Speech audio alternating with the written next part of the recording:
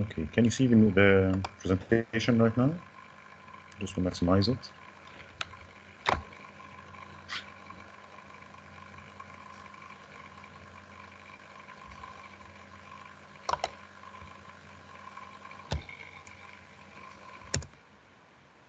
Okay, can you see my screen right now? Yes, Professor. Okay, so just a second. Okay, so as you know, this is the end stage course in your pathway of learning through the master degree courses. We are expecting you to have the basic knowledge and to start to apply them. So this lecture and the next one, the one next week, inshallah, will cover the retinal diseases. I try to make them as practical as possible. It will be like case-based discussions of the cases that we see frequently in our everyday practice, and we will discuss them so that you will, improve the way of thinking about those cases. So if you are talking about diabetic retinopathy, if you have two cases, one of them, he has been diabetic for 25 years and he has controlled blood sugar level. So the fasting blood sugar is 110 milligram per deciliter. And the second patient has been diagnosed with diabetes for only 1 year, but his blood sugar is not controlled. He has 450 milligram per deciliter blood sugar level. Which one do you expect to have worse diabetic retinopathy? The one with the longer duration of diabetes or the one with poorly controlled diabetes? The one with the longer duration diabetes. Okay, that's true. So always remember that although we tell the patients that diabetic control helps to minimize the risk of progression of occurrence and progression of diabetic retinopathy, yet patients with longer duration diabetes, even with controlled diabetes, are still at risk of developing diabetic retinopathy. What are the other risk factors that should be considered when you are assessing a patient with diabetes? What other risk factors should you think of when you are taking the history of the patient? Hypertension. Hypertension, yeah. What else? Pregnancy. Pregnancy, okay. What else? Renal problems. Renal problems. So we know diabetes is microangiopathy. Usually it's associated with nephropathy, and patients with diabetic nephropathy tend to have worse diabetic retinopathy. So we said the blood pressure, the renal disease, especially patients who may require blood hemodialysis, pregnancy. So those are the patients at risk. We should, so sometimes a lady will come to you, will tell you, I'm type 1 diabetic, and I'm planning to get pregnant. We need to be very, very, very rigorous with those ladies. So if there is any evidence of, probably moderate or severe diabetic retinopathy, it's better to treat her with laser treatment. If she doesn't have any signs of retinopathy or mild retinopathy, then we should go for rigorous screening, probably once every month during the first few months of pregnancy, just to make sure that things will not get worse, because the hormonal changes tend to make the diabetic retinopathy progress very quickly in those ladies. Okay, so if you will see a photo of a patient like that, who can give me a comment on that photo? Who would like to give a comment on that photo?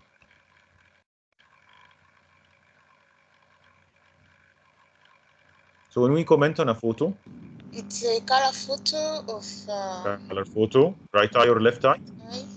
Right eye. Right eye. Does anyone doesn't know why we say this is the right eye and not the left eye? Anyone doesn't know why? Because the optic disc is nasally. Is nasally, so the nose is supposed to be here. So this is the right eye. And what can you see in that photo? So let's go one by one. So what is this small reddish lesion just above my cursor here? This one or that one there just above my cursor? What is this small reddish lesion? Those are microaneurysm. Exactly, this is microaneurysm. The other possibility, is there any other possibility that we have this small reddish lesion in the retina? Any other possibility other than microaneurysm? What type of hemorrhage? ممكن تبقى hemorrhage. Exactly. What type of hemorrhage? Block and dot. It's مش block and dot, مش blot or dot. It's a dot hemorrhage. Dot hemorrhage. So what is this one or that one? Those are blood hemorrhage. Those are blood hemorrhages. And what is this one? Splinter hemorrhage. Flame-shaped hemorrhage. Splinter or flame-shaped hemorrhage. Flame-shaped hemorrhage. Exactly. And this one again is a flame-shaped hemorrhage. And this is a flame-shaped hemorrhage. Does anyone doesn't know the difference between these types of hemorrhages? The flame-shaped hemorrhages is more superficial in the nerve fiber layer. More in the inner retina, so it's in the nerve fiber layer. So this is why it takes the arcuate configuration, while the blot and the dot hemorrhage are in the outer retina towards the near the choroid. So they are in the outer plexiform and the nuclear layer. So they take this blot and dot configuration. What's this? Cotton wool spots. Yes, so it's a soft exudate. So it's a soft exudate. And what is that? This yellowish lesion here. Hard exudate. Those are hard exudates. So when we compare, the hard exudate are smaller in size in comparison to the soft exudate. They have much well-defined border, so you can draw the border of them with a pencil. You can delineate the border of them with a pencil. But here they have a poor defined outline, and they are yellowish in color, while those are grayish whitish in color. What is the difference regarding the pathology of this and that? What are the hard exudates formed of? If you examine them under the microscope, what are they formed of? Soft infarction of nerve fiber layer. Those are the soft exudates, not the hard exudate. The hard exudate are lipoprotein deposition. So usually there is a bit of leakage, usually around one of the microaneurysms, and this leakage will cause retinal edema. So if you look binocular, you'll find that the retina is thickened at that area, and at the edges of that area, you'll find the deposition of the hard exudates. While on the other hand, the soft exudates are, as you said, just said you, doctor? Infarcts. So there is an element of retinal ischemia, which leads to stasis of the axoplasmic flow through the nerve fiber layer and lead to this soft exudate formation or cotton wool spot formation. Okay. Can you see any new vessels here? No, there is no new vessels. I couldn't see any. To be frank, I couldn't see any. So all what I could see are hard exudates, soft exudates, microaneurysms, retinal hemorrhages. So what is the diagnosis of this eye? What will be the diagnosis of that eye? Non-proliferative diabetic retinopathy. Exactly, it's severe non-proliferative diabetic retinopathy. I completely agree. It's non-proliferative. I completely agree. It's severe. Why? When should we say that this is a severe non-proliferative diabetic retinopathy? What are the criteria of severe non-proliferative diabetic retinopathy? Intraretinal hemorrhage in 4 quadrants. Multiple retinal hemorrhages in 4 quadrants, and I will say that this is present. Venous bleeding in 2 quadrants. Venous bleeding in 2 quadrants. There's a bit of probably early bleeding here, but it's not frank bleeding, or ERMA in 1 quadrant. So it's called the 4-2-1 rule. What do you think about the macula here? So we said that there is diabetic retinopathy, non-proliferative diabetic retinopathy. This is one thing that we should address. The second thing is if there is diabetic maculopathy or not. Do you think that there is diabetic maculopathy in this patient or not? Yes, there is macular edema. Okay, so we will say that there is some sort of leakage maculopathy or macular edema. Why did I say that? Because I could find microaneurysms and hard exudates close to the foveal center. So this is the foveal center. How do we know the foveal center? It's double the disc diameter temporally. So this is a disc diameter. This is 1 disc diameter. And then this is 2 disc diameter and slightly below. So this is the foveal center. And we have those hard exudates close to the foveal center. So what type of investigation would you need for this patient? OCT macula. I'll ask for an OCT macula. Is it necessary to do a fluorescein angiography? No. Yes. It's not Yes. mandatory. It will give more information, but even with the Choose a clinical focus. examination, I can diagnose the severity of the condition. So what do you expect to find in the OCT in this patient?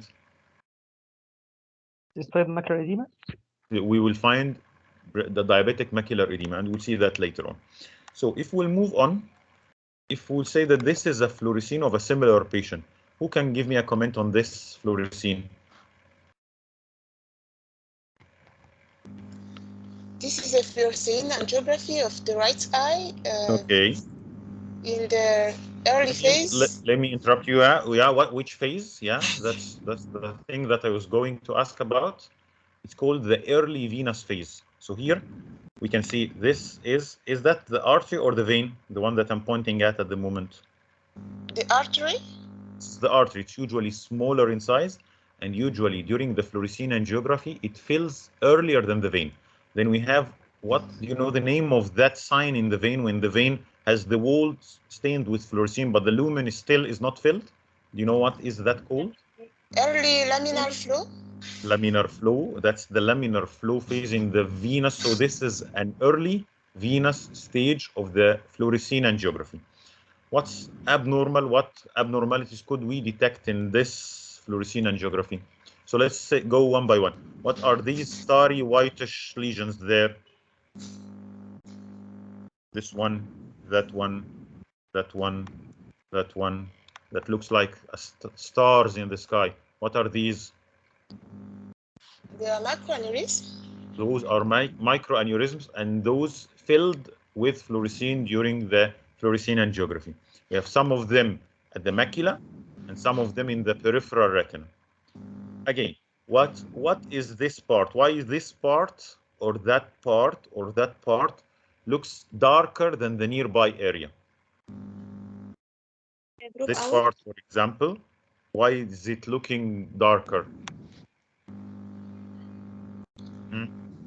Maybe hemorrhage. Okay, I'll say that those are areas of blocked fluorescence due to retinal hemorrhage.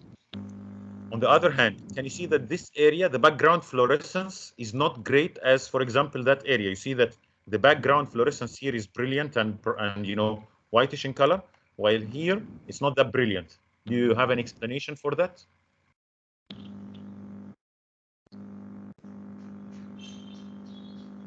This is an area of capillary dropout. The capillaries are not filling very well here because there is an element of early ischemia at that area. So for hypofluorescence, we have either the blocked fluorescence due to hemorrhage or the capillary non-perfusion, like that area. If you compare that area to the area nearby here, you'll find that this area is not filling properly.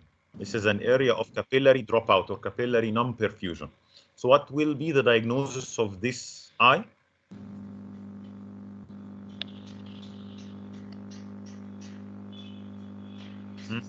Is it proliferative diabetic retinopathy? Is it retinal vein occlusion? Is it retinal detachment? What do you think? It's non-proliferative diabetic retinopathy. Okay. Can I hear دكتور, can you repeat دكتور الكلام في الآخر أنا ما سمعتكش بس قول تاني. Non-proliferative diabetic retinopathy. So I'll say that this is non-proliferative diabetic retinopathy. Okay. Let's go back to this one. How would you treat that one regarding the macular edema and regarding the diabetic changes? Will you go for treating the peripheral diabetic changes or not? We'll start by the macular edema and then the periphery. We'll start by the injection of anti-VEGF. How will you treat the macular? If there is macular edema on the OCT, we may need to do anti-VEGF. And if there is no significant edema on the OCT, what will be the treatment? And the patient's vision is not too bad. So should we treat the severe non-proliferative diabetic retinopathy or not? Yes, we should do PRP. Okay. So should we do that treatment in every single patient, or there are some indications of treatment? So we usually do PRP for patients with proliferative diabetic retinopathy. Sometimes we may treat patients with severe non-proliferative diabetic retinopathy in some conditions or in some circumstances. You know, Examples of those conditions. So I'll say if the patient is pregnant, I'll do this laser treatment. If the patient is having poor renal function, I'll do this laser treatment. If the patient is single-eyed and he or she had lost the vision in the other eye because of diabetic complications, I would do laser treatment. If I'm not sure about the patient, I'm not sure that the patient will come back for regular follow-ups, I will definitely do laser treatment. Okay? Okay, that clear for you? Yes, it's clear. So if we will talk about this patient, can someone give me can describe this patient and what we can see here? So what's that? Is it a color photograph or a fluorescein or a red-free photograph or an autofluorescence? What do you think?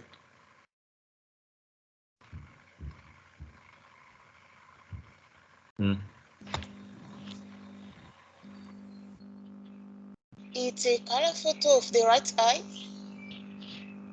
Okay. And what does it show? What are these small reddish lesions?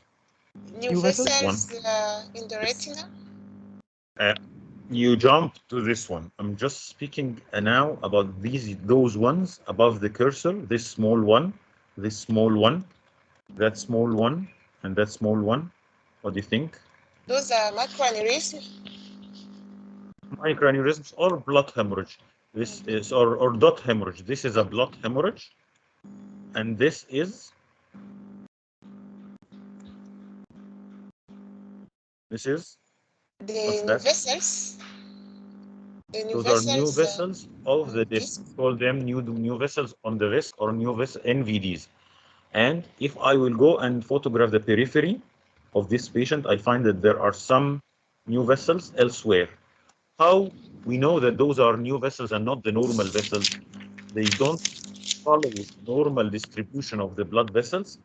And you find that when you are examining a patient with a Volk or an indirect ophthalmoscope, you find that those have penetrated the internal limiting membrane and they are growing extra-retinally. So they are not in the retina like the ERMAs. The ERMA is caused intra-retinal microvascular abnormality. So it's more or less looking like a new vessel, but it's still within the substance of the retina. But those, usually you find that they penetrate the internal limiting membrane and start to grow in the vitreous. So what will be the diagnosis of this condition? Proliferative diabetic retinopathy. And what will be the treatment? PRP. We go for PRP. Is there any other alternative to PRP if the patient will tell you, I don't want to have laser treatment done? Are there any alternatives? You can inject anti-VEGF. Okay, repeated injection of anti-VEGF, and this is called what? PRN. This was evaluated by a certain study. Not PRN. This was evaluated with certain study of the Diabetic Retinopathy Research Network. It's called Protocol. GRCR. Protocol what?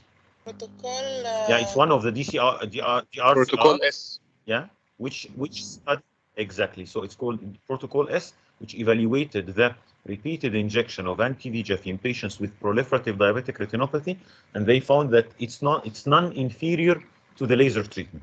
So in our real-life situations, when should we, advise the patient to do? Should we advise the patient to have the laser treatment done, or the PR, or the anti-VEGF, or combination of them? What we do in our everyday practice, how we use the studies to, serve us in our everyday practice. We found that most of the patients, when they are injected in the beginning, they will have improvement of the diabetic macular edema if there is any. And in addition, there will be some resolution of the microaneurysm of the new vessels and the retinal hemorrhages, which enables you to treat the patient with the laser with less number of laser burns and less intensity of the laser shots. So it helps you to, control the condition in the beginning, and then you can do laser treatment. The main advantage of the laser treatment that it has a long-lasting effect. So once there is regression, there will always be good control of the condition. On the other hand, the injections are temporary. So the patient will have regression for some time, but you need to make sure that he or she will come back for follow-ups, because if he or she will not have the repeated injections, the condition will come back again. And that was very noticed in the era of the COVID, in which, patients were not able to come to the hospital to have the injections done, and patients with, treated with protocol S suffered a bit to have the injections done, and many of them had complications. Okay. How many of you do laser treatment? How many of you do pan-retinal photocoagulation?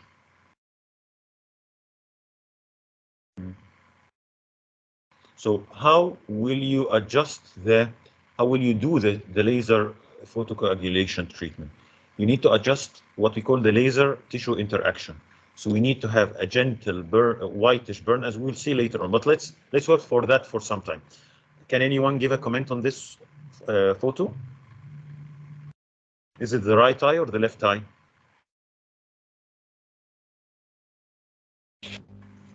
We cannot see your screen, Professor. Okay. Can you see the screen, or there's any problem? Yes, we can see the screen.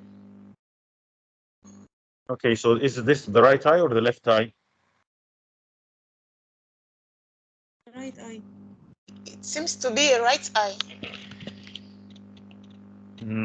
I've tricked you. So this is the left eye, because this is not the macula. This is the nasal retina of the left eye. The macula, we have the superior temporal vascular arcade and the inferior temporal vascular arcades, but we don't have the radial vessels going directly like that. So this is the nasal retina of the left eye. The nose is here, the macula is here, and this is the nasal retina. Okay. What can you see here? What is this shiny white color here? These ones. New vessels elsewhere. Those are new vessels of the disc and new vessels elsewhere. What type of hyperfluorescence is that?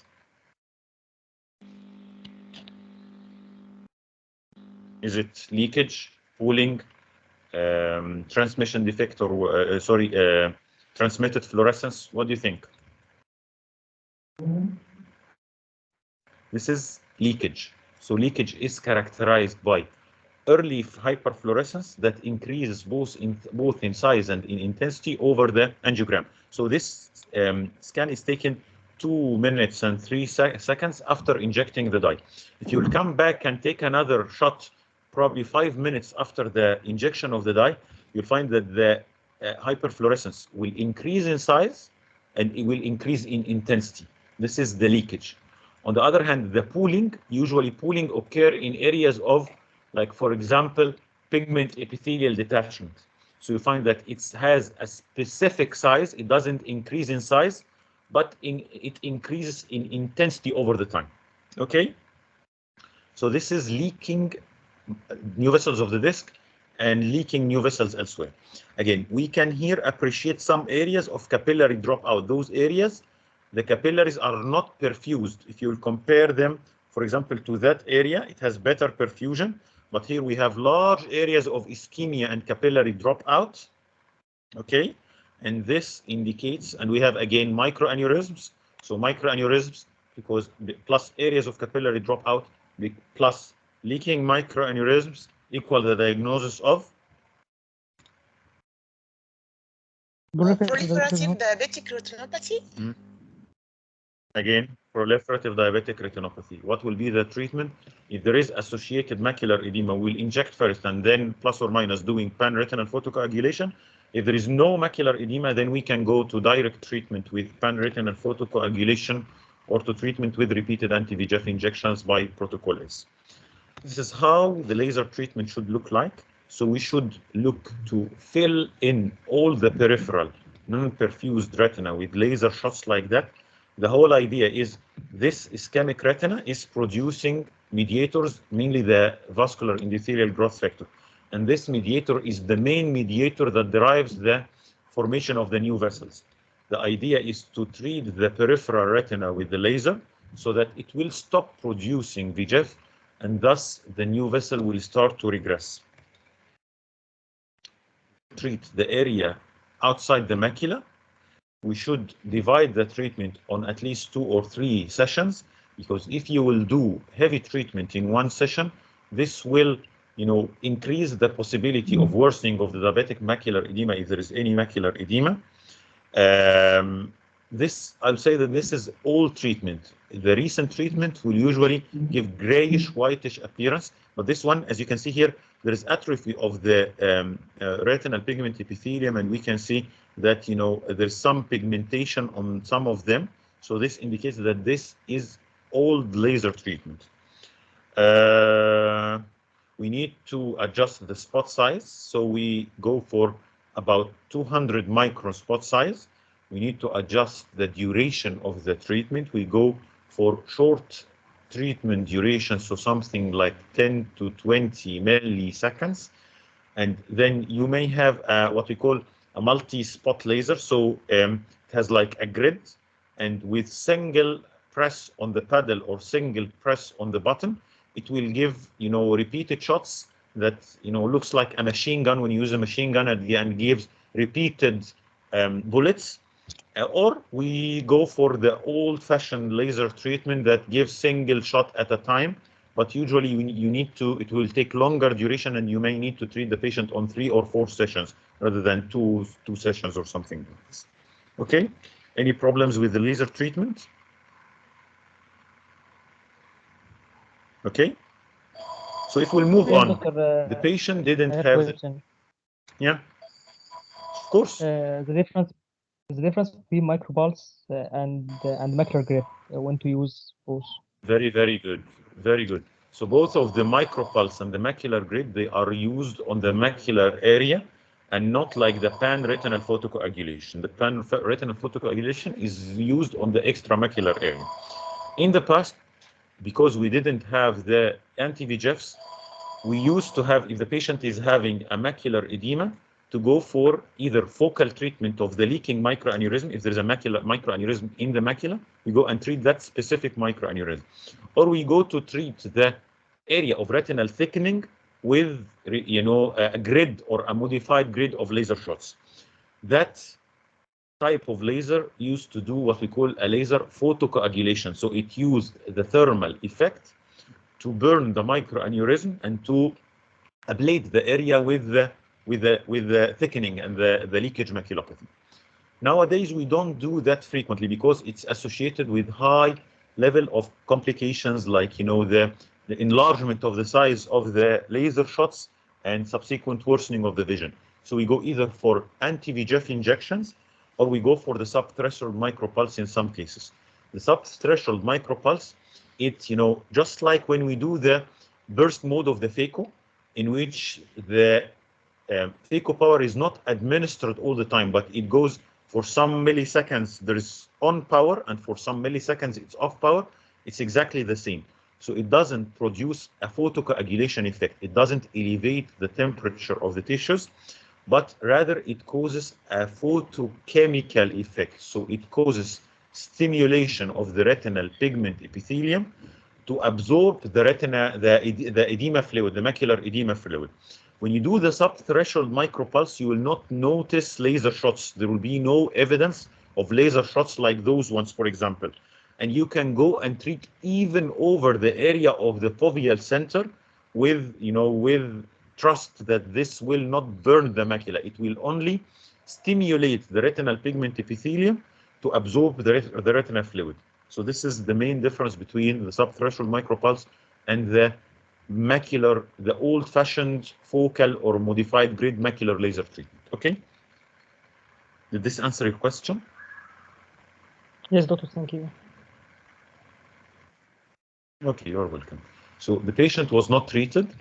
The patient with proliferative diabetic retinopathy was not treated. What are the possible complications? What is this? Those reddish things going on the iris, what are these? Rubeosis iris or neovascularization in Called the iris. rubeosis iris of the iris. And if left untreated, this patient will have elevated intraocular pressure, and this is called? Neovascular glaucoma. What is it called? Neovascular glaucoma, exactly. So how will you treat a patient with neovascular glaucoma? Taking into consideration if we have two patients, one of them is having non-useful vision, so the vision is no PL, and he has neovascular glaucoma. What will be the problem of patients with neovascular glaucoma? What will they complain of? Usually they complain of severe pain. You know, the pain of the neovascular glaucoma is very, very bad. Exactly. So it's eye pain and headaches. And usually the eye will come not white and quite like this one, but usually it's congested and red, and it's a blind, painful eye. So if the patient is not having useful vision, the vision in that eye is not useful, what will be the treatment?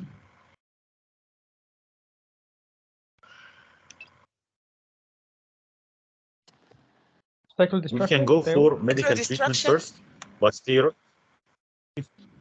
That's true, but before that, you can try, you know, medical treatment with cycloplegia and steroids.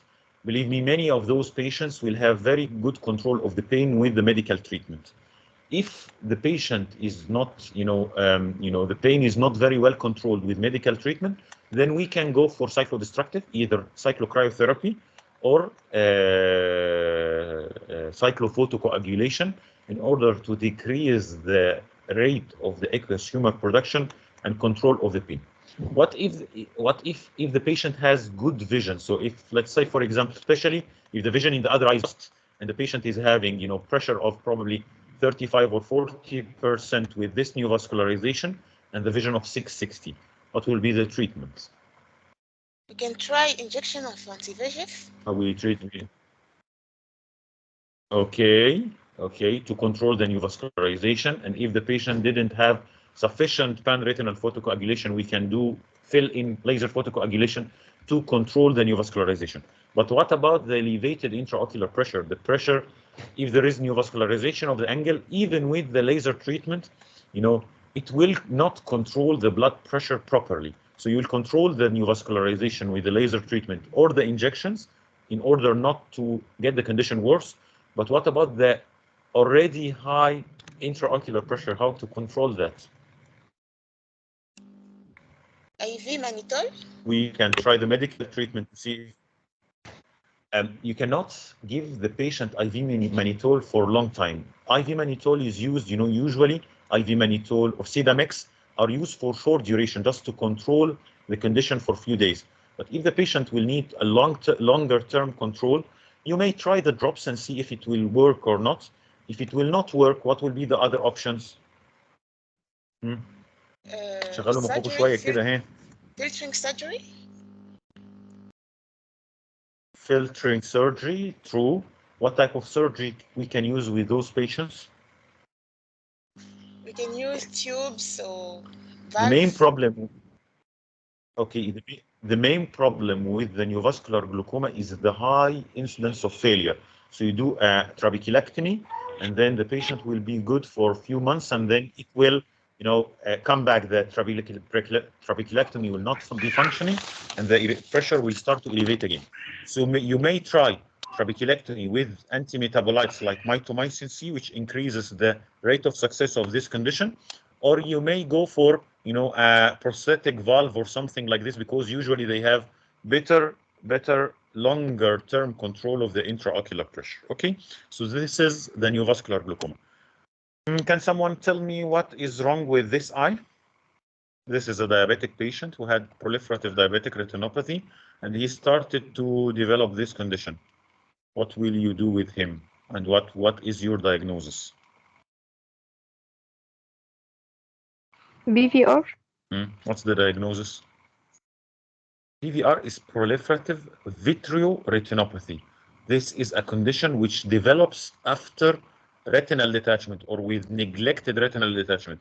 Here it's similar to PVR, but it's not that diagnosis. What we call that? What do we call that? Tractional retinal detachment. Diabetic tractional retinal detachment. So as you can see, here we have some new vessels elsewhere. Here some new vessels of the disc and new vessels elsewhere. Again, some new vessels elsewhere here, some new vessels elsewhere here. And it's not only vascular element, there is an element of fibrous element. So there is some fibrosis that starts to develop between the posterior hyaloid and the surface of the retina. And it will start to pull on the retina. As you can see, there is some early retinal fold formation here, which indicates that there is traction on the retina, and this is why it's called tractional retinal detachment. What is this? This is a diabetic patient. This is the optic disc. This is the macula, and as you can see here, there is some hemorrhage that has the characteristic boat-shaped configuration or fluid level, and there is some diffuse hemorrhage here. What is that hemorrhage called? This one or that one here? It has a specific name. Do you know the name of that? Or what's the location of it? Subhyaloid or pre-retinal hemorrhage? This hemorrhage usually this hemorrhage usually develops at an area of incomplete vitreous separation. So the vitreous is separated from the retina, but it's not completely separated. It's separated till this part. So when bleeding happens in that space, it will settle down by gravity and give that fluid level. But because the vitreous is incompletely detached, it's still attached to the retina at that area, it will give this boat-shaped configuration. Again, the vitreous is attached to that area. It's detached here. Bleeding happened here, and by gravity, it settled down and gave that boat-shaped configuration. Why is this part looking different? Why it's diffuse like that? It's not present in the retrohyaloid or pre-retinal space. This is breakthrough hemorrhage inside the vitreous cavity itself. It's called the vitreous hemorrhage. Both of them are due to complications of diabetes, but we need to understand the difference between this one and that one. So can someone tell me what are the indications of vitrectomy in diabetic patients?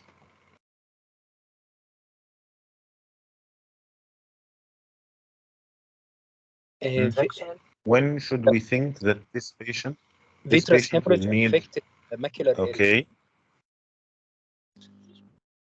Okay, in order to be more specific, we say persistent vitreous hemorrhage. So if a patient developed recent vitreous hemorrhage, we should think the results of the studies. We have the diabetic, if I recall correctly, it's called the diabetic vitrectomy study. It mentioned that in patients with type 1 diabetes, it's always better to go for early vitrectomy if they developed vitreous hemorrhage. In type 2 diabetes, you can wait for some time, and the outcome, because many of those patients with type 2 diabetes may have spontaneous resolution of the vitreous hemorrhage, and you can do pan-retinal photocoagulation.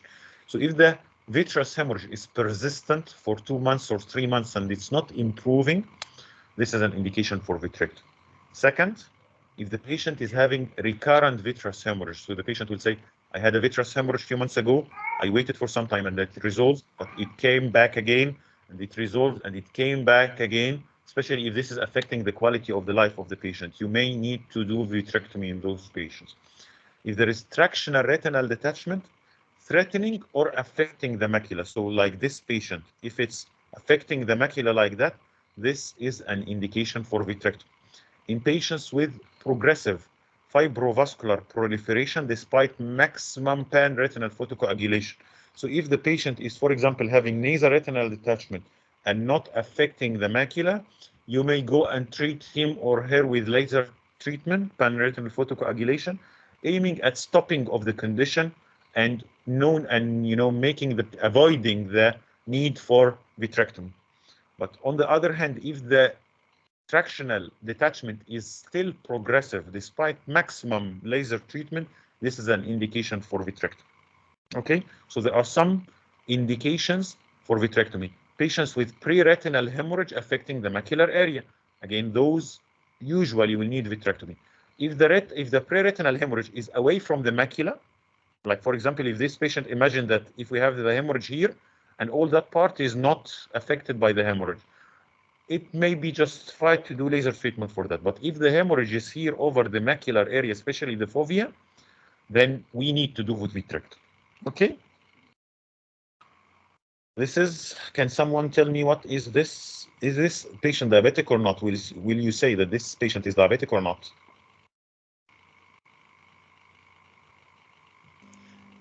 I cannot see the slide, Professor. Cystoid macular edema, doctor. Cystoid macular Is the patient diabetic or not? Can you tell from? Yes, That's yes. true. It's cystoid macular edema. Can you tell whether the patient is diabetic or not? Why would you say that this patient is diabetic? Even without asking, I will know that this patient is diabetic. Because of what? في exudate. Very exudate. Exudate can develop even with retinal.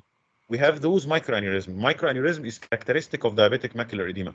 You will not find microaneurysms with retinal occlusion or with age-related macular degeneration. Okay, so here we have diabetic macular edema because those microaneurysms will draw my attention that this patient is most probably diabetic, and we have this is an example of what we call focal leakage maculopathy. So you have one or more than one microaneurysms here.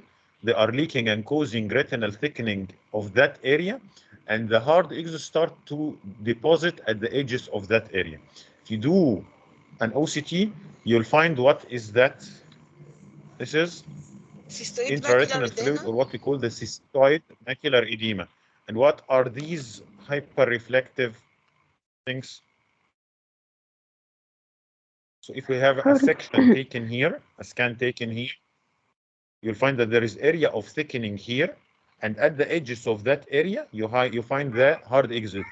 They usually are hyperreflective, and they have this back shadowing. They don't allow the light to pass, so they will have this back shadows there. Okay, what else can we find here other than the cystoid macular edema? What is that? It's an area of neurosensory retinal detachment. So this is subretinal fluid, or what exactly, or what we call the neurosensory retinal detachment. So this area, this patient has intraretinal fluid, subretinal fluid, and hard exudates. This goes with the diagnosis of cystoid macular edema, and because we have the aneurysms, we can say that this is diabetic macular edema, and usually this patient is treated with. We nowadays classify it either into central involving diabetic. سوري حضرتك قلت ايه؟ معلش ما سمعتش حضرتك. انتي فيجيف دكتور اسلام. Exactly. So if it's center involving macular edema, it's involving the center, we go for repeated injection of anti-VEGFs. If it's, if the leakage was in that area away from the fovea, then we may treat this patient with laser treatment on the area of thickening. Okay, so how will you counsel the patient when you counsel a patient about injections for diabetic macular edema? What will you mention to the patient? 3 session and do OCT if anatomical exactly is if anatomical become improved, we will wait and see. Not improved, we will continue the injection. Exactly. So we go for a course of at least 3 initial injections or 4 initial injections, differs according to the protocols, 3 monthly injections, and then we will judge afterwards and see if the patient will need more or not.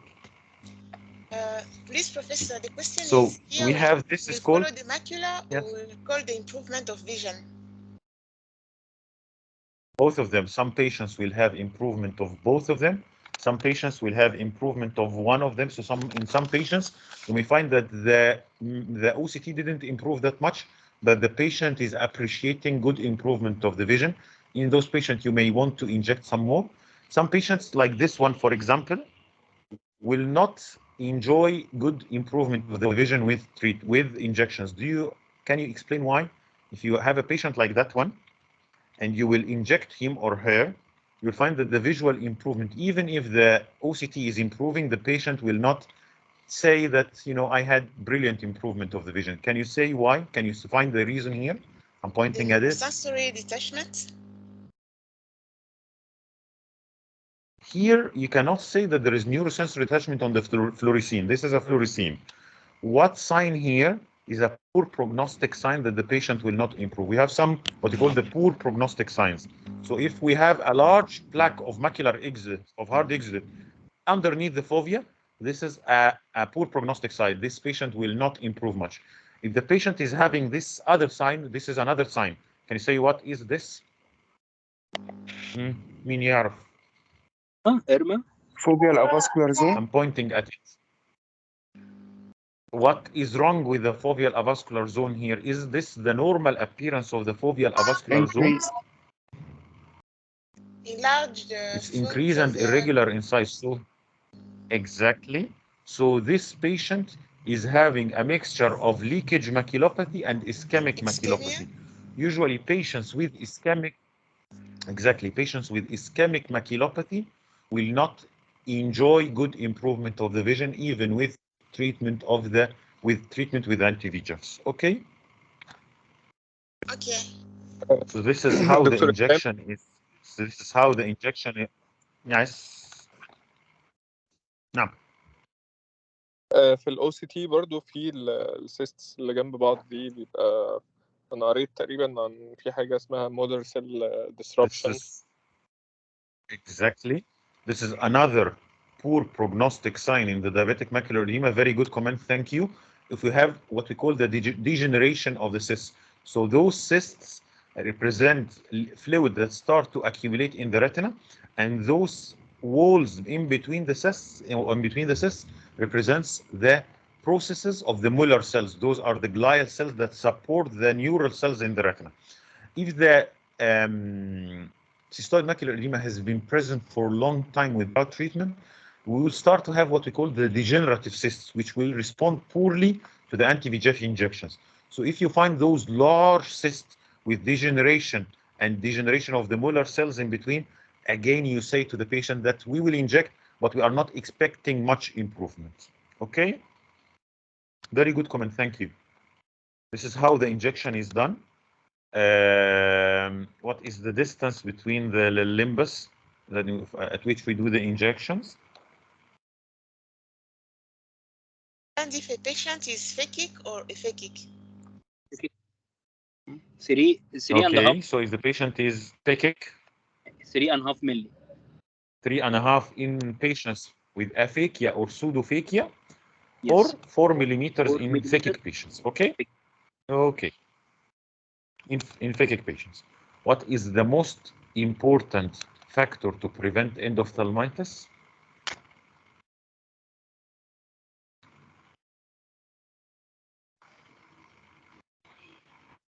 The most important factor, do you think it's the preoperative antibiotic drops, post-operative antibiotic drops, or the use of povidone iodine, or giving systemic antibiotic treatment? If you choose one of those. Povidone iodine. Povidone iodine. Exactly. This is the most important thing is the proper disinfection of the eye and the eyelashes and the conjunctival sac with povidone iodine. Okay. A patient came to you in the emergency department complaining of sudden diminution of vision in that eye. What do you think? This is the colored photo and the fluorescein of that eye. What is your comment? Central retinal artery occlusion. This is a cherry red spot of a central retinal artery occlusion. They have, so as you can see here, there is thinning and interruption of the flow of the blood in the retinal arteries. We have this whitish grayish coloration of the retina. Why does it look whitish and grayish like that? Because there is retinal edema. Because of the ischemia, it causes retinal edema. And why do we have this cherry red spot? Because of the double vascularization. What's the explanation? The choroidal vascularization. Choroidal vessels. So it's not a double vascularization. The area at that area is thickened, so it will suffer edema and will become whitish. While the area at the foveal center, we have the foveal pit, so the nerve fiber layer at that area will not become very thickened, and we can still see the underlying color of the choroid.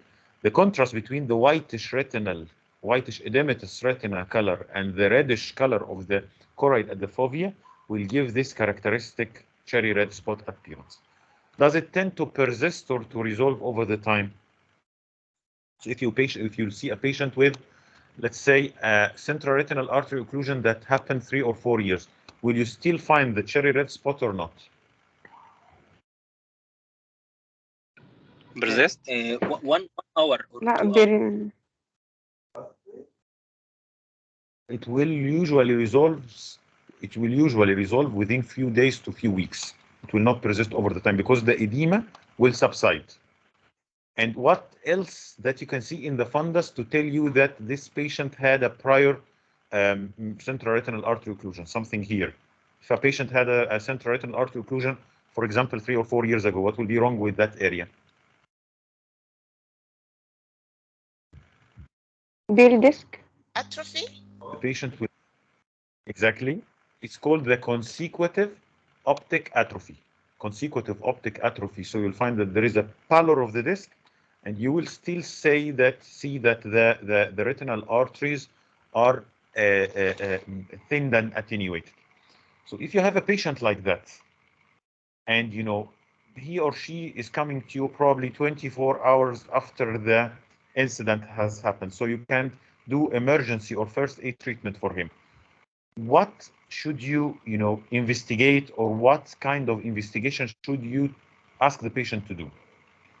Let me ask another question. What is the nature of the retinal artery occlusion, retinal artery in general, whether it's a branch or a central retinal artery occlusion?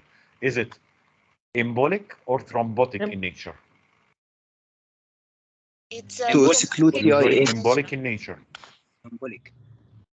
So you need to look for sources, potential sources of emboli. Carotid artery duplex Artery. and carotid. Doppler of the carotid artery. By the calcific emboli, look for any of these and write in your referral letter to the internal medicine colleague that I found this or that, and investigate for that. It's very important in those patients to look for to do a carotid Doppler to see if there is any atheromatous plaque that is giving those emboli. It's very important to check the heart to see if they have an atrial myxoma or a source of possible emboli that may cause that, because the patient may have, one day he or she may have the central retinal artery occlusion, and then few days or weeks or months later he or she may have a stroke if the source of emboli is not treated. What's your comment about the fluorescein here? So there is delayed filling of the arteries, and there is a sign called the cattle tracking. So you may find that there's some fluorescein and there is an area without the fluorescein, and then there's some fluorescein like the truck, and as if there is trucks going one after the other. Okay.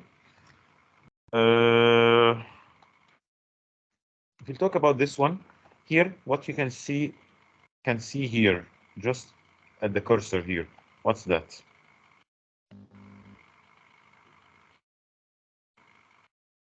This is an embolus. Can you see the embolus here? This is a small embolus. So if the patient is coming to you with a branch retinal artery occlusion in that area, you need to go one step further. Look carefully to see if you see any emboli and try to differentiate what is that type of embolus. I'll say that this is a calcific embolus. So I'll write down in my referral letter to the internal medicine colleague that I found a calcific embolus. Look for the source of that, please. Okay. Anyone will be able to diagnose that this is central retinal, a branch retinal artery occlusion, but only a careful doctor will go the extra mile, as we say, and look to see if he or she find any embolus. And as you can see here, there is defective wedge shape, defective filling of the retinal artery here. As you can see, this is the retinal artery. It's not filling, and it's giving this characteristic wedge shape area of non-perfusion of the retina. What will you expect this patient to complain of?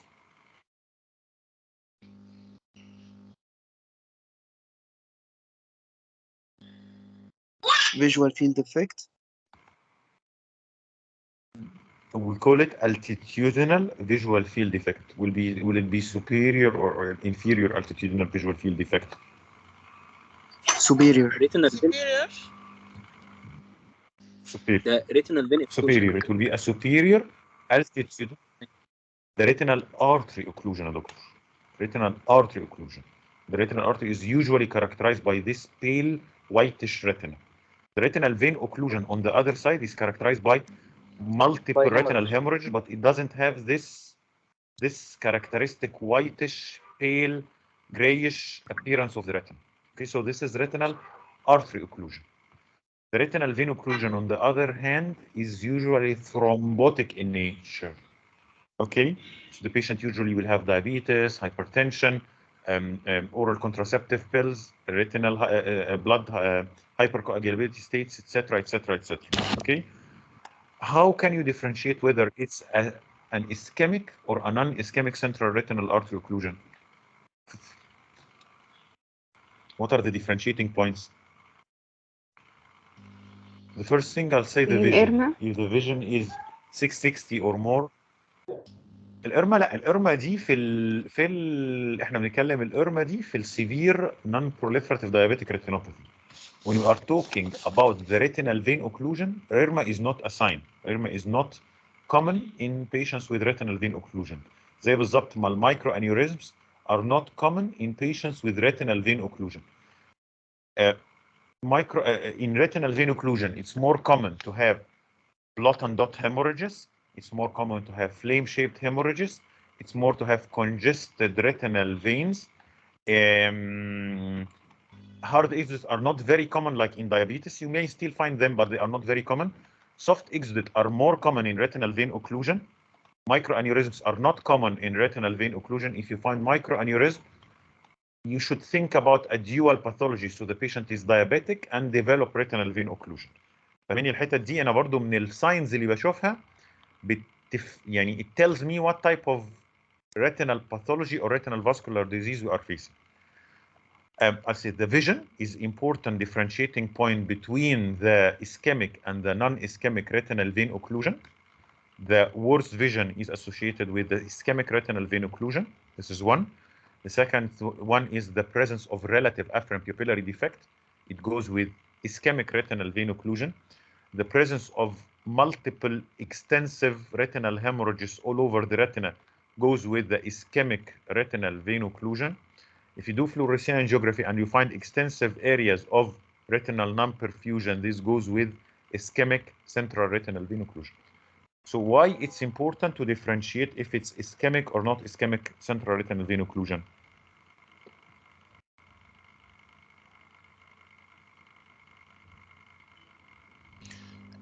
The treatment management يا دكتور سلام. Okay, I say more or less the management will be more or less the same. It goes with the injection of anti-VEGFs plus or minus doing some PRP if there is ischemia. But what's more important actually is the patient counseling. When we are dealing with ischemic ischemia. Sorry? Investigation للكود of ischemia في ال other medical issues. برضو يعني if we have an ischemic retinal vein occlusion and it explains the ischemia, here it's not like the branch retinal artery occlusion. We don't need to do investigation for the emboli. You investigate the causes of thrombi, like the hypercoagulability state. You may send the patient to a cardiologist to see if you have cardiovascular risk factors like hyperlipidemia, like diabetes, etc., etc. But what's actually important in the differentiation for you to differentiate between exactly is the how you counsel the patient. In patients with ischemic central retinal vein occlusion, we are not expecting much improvement of the vision. The vision is in the range of probably 160, 260. You tell the patient that we will do the treatment. We are not expecting the vision to get better, but we are preventing complications like the neovascular glaucoma. On the other hand, in patients with non-ischemic central retinal vein occlusion, you may talk with a bit of trust about the improvement of the vision, especially if you will be asked the question, what is the most important prognostic sign in patients with non-ischemic central retinal vein occlusion? What is the most important prognostic sign that the patient will improve or not? You have any idea? The relative afferent pupillary defect. Here we are talking about patients with non-ischemic central retinal vein occlusion. So you are taking about we are talking about patients with vision of 660 or better. All of them, I'll say all of them, if the patient has vision of 660 or better, they all will not have relative afferent pupillary defect. I'm saying what signs you should look for to tell if the patient will improve, will have good improvement, moderate improvement, or modest improvement. Macular affection. So if you read, you'll find in the macula. Again, you are not understanding me properly. Here we are talking about patients specifically. I'm not talking about this patient. I'm talking about patients with non-ischemic central retinal vein occlusion. So you'll find that the patient is having good vision. He or she are not having ischemia, and you want to counsel the patient about the improvement of the vision. The most important prognostic factor is the presenting visual acuity. If the patient is having visual acuity, let's say of 612 or 615, for example, or better, usually those patients will respond very well to treatment.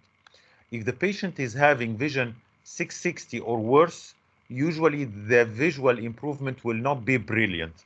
If it's something between 660 to 624 or 618, usually they have moderate improvement of the vision. So the most important prognostic sign in patients with non-ischemic central retinal vein occlusion is the presenting visual acuity. Did you get that? Yes, Professor. Okay. So if you see a patient like that, what are the abnormal things that we see in this patient? This is a color photo or a fluorescein or what? It's a color photo of the right eye. Which eye? Right eye. It shows, what does it show? What are these hemorrhages here? Flame-shaped hemorrhages. It's branch retinal vein. I completely agree. Why did you say that it's a branch retinal vein occlusion? Because we have lots of hemorrhages. There are most of them are flame-shaped retinal hemorrhage or dot and blot hemorrhages. We don't have microaneurysms. All what we have here are blot hemorrhages or dot hemorrhage, but we don't have microaneurysms. Usually they develop at an area of arteriovenous crossing. So I'll say that mostly this is the incriminated area. As you can see here, the artery has this, what we call silver wiring or widening of the reflex of the arteriole, which indicates arteriosclerosis. And the artery and the vein are having a common adventitial sheath at that area. And the vein after that area started to have the retinal vein occlusion. So this is how we think about it. If you find the branch retinal vein occlusion, look to find the area of the occlusion and look if there is, usually you will find that there is arteriosclerosis. Okay. Here we have those hemorrhages at the macula. So I expect that this patient usually is having a macular edema, and usually he or she will need anti-VEGF injections. What are the common complications to happen with branch retinal vein occlusion? We said the macular edema is one of them. The neovascularization. What type of neovascularization is more common to happen in patients with branch retinal vein occlusion? Is it neovascularization elsewhere? Is it neovascularization of the iris? Or is it neovascularization of the disc? Neovascularization elsewhere. So it's in patients with ischemic central retinal vein occlusion, usually the retina is burned out. So the new vessels are not capable of growing on the retina because the retina is affected by the ischemia produced by the retinal vein occlusion. So usually the VEGF will diffuse anteriorly and give the neovascularization of the iris. And it's very common to have what we call the 100-day glaucoma in patients with ischemic central retinal vein occlusion. While in patients with branch retinal vein occlusion, usually the area of ischemia is here, but the nearby area is normal retina. So it's very common to have the effect of the VEGF at the junction between the ischemic retina and the normal retina. It's common to have the neovascularization elsewhere. And usually those patients are more common to present with vitreous hemorrhage. So patients with branch vein occlusion are common to have neovascularization elsewhere and vitreous hemorrhage, while patients with central retinal vein occlusion are more common to present with neovascular glaucoma. Is that clear for you? Does it make sense? Professor. Yes. Okay. Yes. So here, this patient is presenting with this Please, picture. Professor, I have a question about the course. central artery occlusion. Okay. In the emergency department, what should I do as an ophthalmologist So as a management to that patient? exactly. So the whole idea that we try to dislodge the embolus from the central retinal artery to a smaller branch in order to save a bit of the retina. So the whole idea is to cause a bit of vasodilation and to lower the intraocular pressure so that the the arteries will dilate and the embolus will dislodge. So some doctors will, advise for doing paracentesis to lower the intraocular pressure and doing ocular massage to dislodge the embolus. Some will advise for what we call the carbogen inhalation, or asking the patient to inhale and exhale in a plastic or a paper bag in order to increase the level of the inhaled carbon dioxide, because carbon dioxide has a vasodilator effect. Some will inject something like the papaverine or the drugs to dilate the the retinal arterioles. But usually those treatment will not work unless they are done very, very early. So this is what you should do in the emergency department. Okay. So let's move to this patient. So you saw that patient in the emergency department. The patient is referred from the internal medicine, and you find this picture. What can you comment on how can you comment on this picture? What is the striking sign here? Here we don't have lots of microaneurysms. We don't have any microaneurysms, but we have those yellowish. Sorry? Malignant hypertension? Exactly. Cotton wool spots? Lots and lots and lots of cotton wool spots. Some And, hard exits in the macula. Few hemorrhages. And as you can see here, there is some arteriovenous crossing change at that area. It's not normal. Some arteriovenous crossing change at that area. This is not normal. So as one of the doctors said, this is accelerated hypertension or malignant hypertension. I will expect this patient to have very sharp rise of the arterial blood pressure. For example, ladies with preeclampsia. For example, patients with pheochromocytoma. Exactly. For example, patients with retinal artery, stenosis of the renal artery or something like this, that those patients will have very sharp rise of the arterial blood pressure. Okay. And what is the treatment for that? The control of the condition? Exactly. Treatment of the cause. Okay. Here, this is another example of a patient with grade 4 malignant hypertension or grade 4 hypertensive retinopathy, to be more specific. Usually patients with very, very accelerated hypertension will have disc edema. And do you know the name of that sign? Macular star. It's called the macular star. And do you know why does this happen? The position of the lipoprotein in the Henle fiber layer. layers. So we have the Henle fiber layer. It has this radial distribution, and when the hard exudates start to deposit in that area, it will give this characteristic macular star formation. Again, this is due to malignant hypertension. Okay. Let me just check how much is left. Just a second.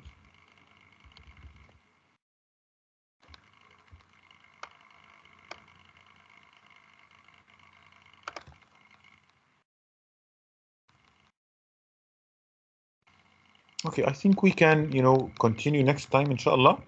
I hope you enjoyed the lecture today and it added something new to you. Please, if you have any questions, feel free to ask me. I will, put the recording of the lecture on YouTube, and we'll share the link with you so that you can come back to it whenever you need. Okay? Do you have any questions at the moment? Thank you, Doctor. You're more than welcome. دكتور اسلام I have a questions. الام في دي احنا المفروض بنعمل بي ار بي. طيب في حالات الام في دي انا مش هعمل بي ار بي على الديسك صح؟ Okay, very good question. We are not treating the new vessels themselves. When we do laser treatment for diabetes, we are not aiming at burning the new vessels themselves. We are aiming at burning the ischemic retina. So you should not aim at direct treatment of the new vessels. You should only treat the ischemic, the areas of retinal ischemia, the extramacular area. And usually, few weeks later, you will come and find that those new vessels will start to regress spontaneously after you complete the laser treatment. So the answer of your question, you don't treat the disc itself, you just do the ordinary PRP, and surprisingly, few weeks later, you will find that the new vessels, whether they are new vessels of the disc or new vessels elsewhere, will start to regress spontaneously. Okay. دكتور لو سمحت بعد إذنك نعم. الصورة اللي كان فيها زيستويد ماكيولار إديما أنا معلش مش راضية. معلش هو حضرتك سؤالك بس حضرتك الكلام قطع في النص. معلش معاك يا دكتور إن أنا ليه مش إن أنا قلت عليها اللي هي سي ان في وليه اللي أنا قلت إن الهارد أوكسيد ده ليه ما قلتش إن هي دروزنز. Okay, I will answer that. أول حاجة جت بالي إن أنا شفتها كده. حاضر. Let me just get. I'm getting the presentation back and we'll discuss this. Very good question. So for age-related macular degeneration, you should have problems in the what we call the retinal pigment epithelium choriocapillaris complex. In this patient, all the fluid is intraretinal and subretinal, but the retinal pigment epithelium choriocapillaris complex is completely normal. So you can say that this is a disease of inner retina and not a disease of the outer retina. This doesn't go with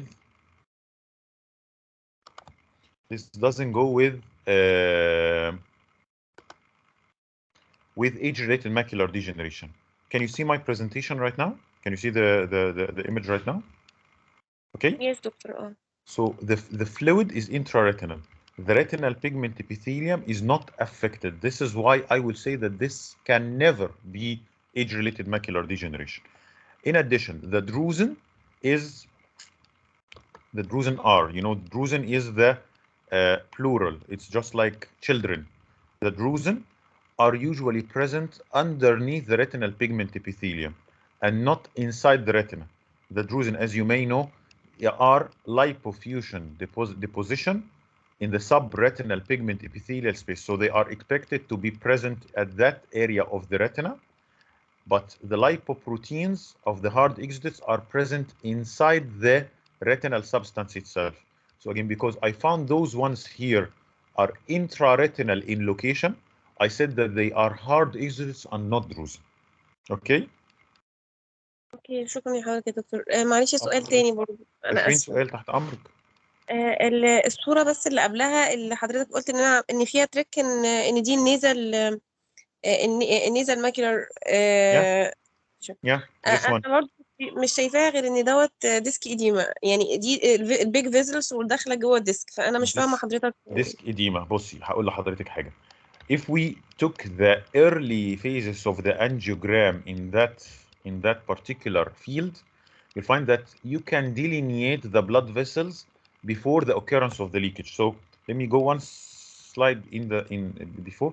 If, for example, we injected the fluorescein and we started to take early phases of the angiogram, you'll find that those new vessels will fill with fluorescein, but they are not still leaking in the early phase of the angiogram.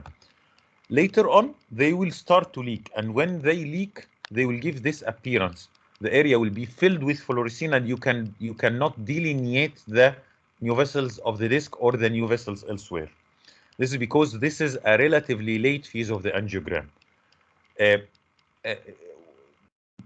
انت بقى مش عارفه differentiated من ايه؟ من ديسك اديما؟ لا يا دكتور يعني انا دي ويتش اي يعني انا شايفه دي رايت اي وان الجزء let me tell you something. let me tell you something. Can you see? This is the appearance, the normal anatomy of the macula. The macula has a superior temporal vascular arcade, an inferior temporal vascular arcade, and you have the papillomacular bundle. The blood vessels are not going radially like that. Do you remember when we explain the visual field defect in cases with glaucoma, with chronic glaucoma, or the nerve fiber layer distribution in the normal eye? We say that the nasal retina has a radial distribution that goes directly to the optic disc, while the nerve fiber layer here have an arcuate distribution. So the blood vessels should have this arcuate superior temporal vascular arcade and inferior temporal vascular arcade have arcuate distribution. Compare this one to that one. Just a second. Compare this one to that one. Can you see the vessels are not radial? The vessels are going straight. You don't have the foveal avascular zone because the foveal avascular zone is in that part of the field.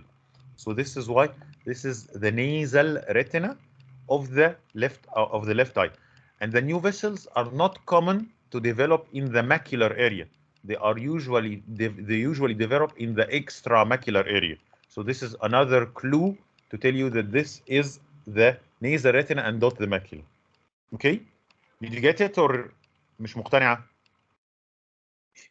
لا يا دكتور انا فهمت ان دي مش الماكينه، بس الجزء اللي فيه بلاد فيزلز كتير دوت وكلها بيج بلاد فيزل، انا فهمت ان دي مش الماكينه، اقتنعت خلاص ان دي مش الماكينه. بس الجزء اللي حضرتك بوينتد عليه ان مش يعني ازاي ده مش الديسك؟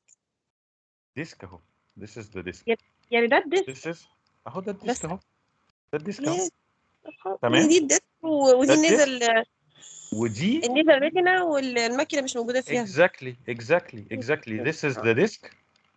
Those are the superior temporal vascular arcade and the inferior temporal vascular arcade. Those are the nasal blood vessels. Okay. أيوة. Does it make sense now? شكرا. Any other questions? أي حد عايز يسأل تحت أمركم. Sorry, doctor. I have a question about the last case. Last case. The one with the macular star. The macular star.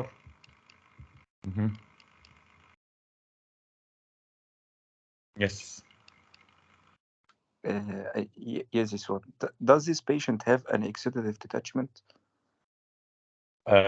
I cannot tell from this photo, but usually the patients will develop macular edema rather than exudative. Exudative detachment can happen in malignant hypertension. You can diagnose it both clinically and with an OCT. I'll say there is some edge here that I'm a bit, I'm thinking about the pale area below the disc and here. I'll say mostly those are soft exudate, large soft exudate. But you can never judge except when you examine the patient. Yes. Okay.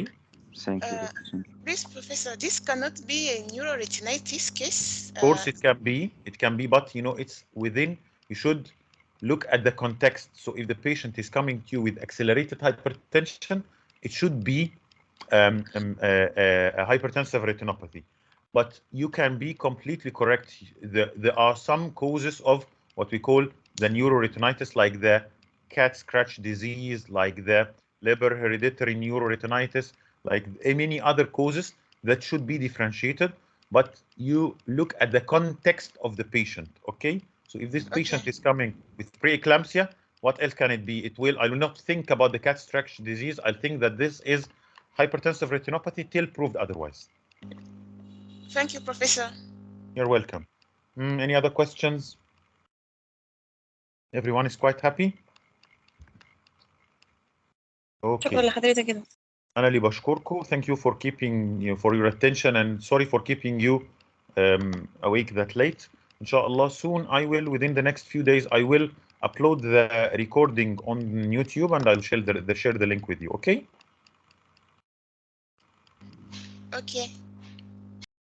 Okay, good night. تصبحوا على خير. السلام عليكم.